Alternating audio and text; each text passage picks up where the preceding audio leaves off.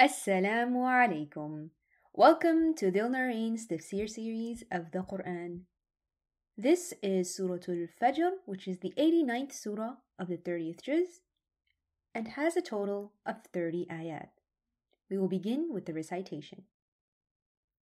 أعوذ بالله من الشيطان الرجيم بسم الله الرحمن الرحيم والفجر وليال عشر والشفع والوتر والليل إذا يسر هل في ذلك قسم لذي حجر ألم تر كيف فعل ربك بعاد إرم ذات العماد التي لم يخلق مثلها في البلاد وثمود الذين جابوا الصخر بالواد وفرعون ذي الأوتاد الذين طغوا في البلاد فأكثروا فيها الفساد فصب عليهم ربك سوط عذاب إن ربك لبالمرصاد. So we recited ayahs 1 to 14, the first part of this surah. The surah is named after the word Al-Fajr, which is mentioned in the first verse. It is a Meccan surah, and as a Meccan surah, it talks about the same themes of rewards and punishments and belief in the hereafter. It also is revealed during the time of the beginning of the Prophet Muhammad's message. And so it was a time when there were a lot of enemies and a lot of people being tortured for their belief, and when Islam was not accepted in the Meccan time. So we start off the surah with oaths. These oaths, again, they're meant for us to think about and to show us the importance and the truth of what is coming. Just as we know the truth of these things, what the message later on is going to be as true as that. So we start with Wal Fajr, by the dawn, the time when the sun is rising. وَلَيَالٍ عَشْرٍ, and the 10 nights. وَالشَّفْعِ وَالْوَتْرِ, and the even numbers and the odd numbers. وَاللَّيْلِ إِذَا يَسْرٍ, and the night when it passes. So Allah subhanahu wa ta'ala takes these oaths of things that are familiar to the people who are reading. So one, we talk about Fajr, the dawn time. It is the time when light fills that dark sky. Think of the message of Rasulullah sallallahu alaihi wasallam coming into an area of darkness and being the light, being that first light. This is the beginning times of the message. So think of the beginning of the day. The light at the morning of Fajr, it's not so bright, but we know that later on in the day it's going to get brighter. So it could be a hint towards the victory of Islam, that Islam is going to illuminate and brighten, even though it's a little bit dim right now. And then Allah swears by the 10 nights. So these 10 nights are something that would have been familiar to the people who are being addressed. So it could be the last 10 nights of Ramadan, or the first 10 days of Dhul Hijj, which were known as sacred and one of the best days of the year. And the third oath is about even and odd. So even numbers are like 2, 4, 6, 8, and odd numbers are not divisible. They can't be taken in half, like 1, 3, 5, 7. Everything in the universe has pairs. It could be the night and the day, male and female, but Allah subhanahu wa ta'ala is odd and only one. The even and odd could even mean the changing of days. You have the first of the month and the second, and the third and the fourth. So this constant rotation and changing. Because right now it might be a difficult time for the Muslims, but even this time is going to change as the days go by.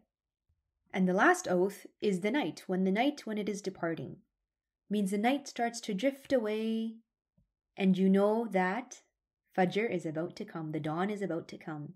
So these oaths start with saying Wal Fajr, the dawn, and the night that is leaving, meaning that there is light coming and lots of light because the night is about to go away. And then In ayah number 5, هل في ذلك قسم لذي حجر? Aren't these enough oaths? These are qasams. Aren't these enough oaths for those people who have an understanding? So if you really think about what Allah subhanahu wa ta'ala is mentioning here, you would understand that this message is from Allah, and you would understand the deeper meaning that victory is coming and light. The Quran is a light for the believers. And then we go on to the next couple of verses about a story. أَلَمْ تَرَ كَيْفَ فَعَلَ رَبُّكَ بِعَادٍ? Have you thought about how your Lord dealt with Ad? So Ad was a tribe of people from Yemen who disobeyed the prophets, disobeyed the commandments of Allah, and they were sent down with a punishment. إِرَمَ ذَاتِ الْمِعَادِ. They had lofty pillars, they had big houses, they had strong houses.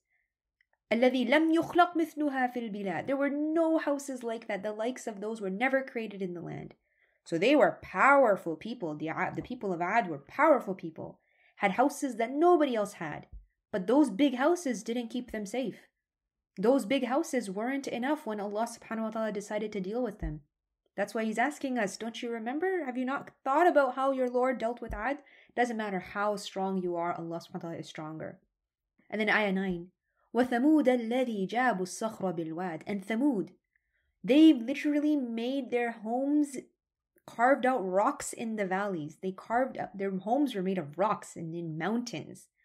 That is as strong as you can get. They used to live in a rocky area in northern Arabia. But still, that wasn't strong enough because Allah subhanahu wa ta'ala is stronger. And then we go to Fir'aun in ayah 10. وَفِرْعَوْنَ ذِي الْأَوْتَادِ. What about Fir'aun, who was the owner of all this wealth and might and power? He had a huge army, a full force. Fir'aun would torture people and could control people and tell them what to do. He had lots and lots of powerful resources. Think of the most powerful army at that time. But Allah subhanahu wa ta'ala saying, what happened to them? All these people. And then in ayah 11 and 12, what did they do? الَّذِينَ طَغَوْا فِي الْبِلَادِ. They used to oppress the people in the lands. فَأَكْثَرُوا فِيهَا الْفَسَادِ. And they used to increase the corruption. Fir'aun used to increase the corruption of the people. So what happened to them? We learned this in ayah 13 and 14. فَصَبَّ عَلَيْهِمْ رَبُّكَ سَوْطَ عَذَابٍ. So your Lord poured upon them punishment. إِنَّ رَبَّكَ لَبِالْمِرْصَادِ. Indeed, your Lord is in observation. Indeed, Allah subhanahu wa ta'ala is watching. So those people, they thought that they were safe because of their strength. Just like the Quraysh at the time when they were torturing the Muslims were few, and most of the people who were believing in the beginning were the poor people and the slaves. So these Quraysh who had all this power and money thought that they could get away with torturing these people. They thought they had power. They thought they could squash the Islam out of Mecca. They thought that by beating them up and torturing them up, they would scare the believers away from believing. But no, Allah subhanahu wa ta'ala is watching, and Allah subhanahu wa ta'ala is strong.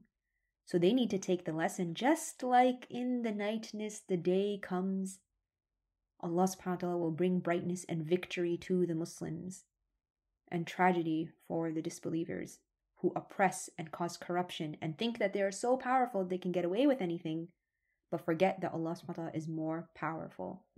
So as a believer, when we read this and we are faced with horrible situations and we think about people overpowering us, we have to remember that Allah subhanahu wa ta'ala is more powerful. Allahu Akbar. Allah subhanahu wa ta'ala is greater and more powerful.